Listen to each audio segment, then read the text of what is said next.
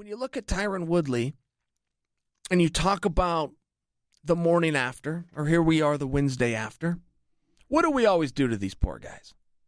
We talk about what's next. We never let them enjoy their moment. Never. But when you look at Tyron and you talk about what's next, I just don't think there's any way around it. I feel as though I could accurately report to you guys right now, it's going to be Tyron Woodley versus Colby Covington. That was the fight to be made. That was the fight that they wanted to make. That is the fight that both fighters are calling for. That's the fight that we fans have been waiting for. I don't think there's any way around it. I think even if you're Kamaru Usman, who's in a fantastic spot, who has done everything right, who's beat everybody in his way, I wouldn't argue with any of that. I think even if you're Kamaru Usman, you probably go, look, just make that fight. Just give it to Wood. I'm not even putting my nose in this thing. I know where the wind is blowing. Do it sooner than later, because I am next.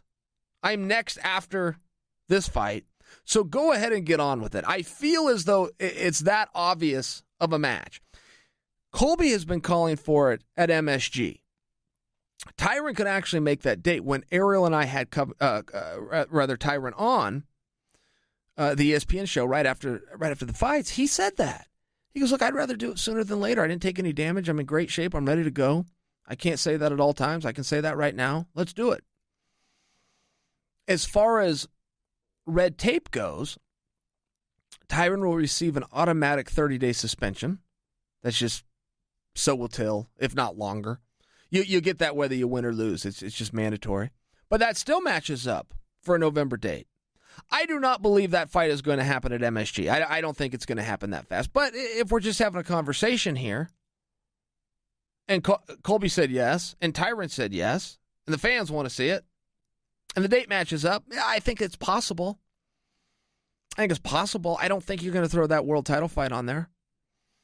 But I also don't know how much the plan and the hopes of the UFC are going to come around, and you may need a match. That might be the one. It might be the one. I think Tyron really served himself well. I could hear it in the live audience. They were going crazy for him. When the fight was over, they were booing him 8 minutes earlier. Now, that's a North American crowd. We will do that.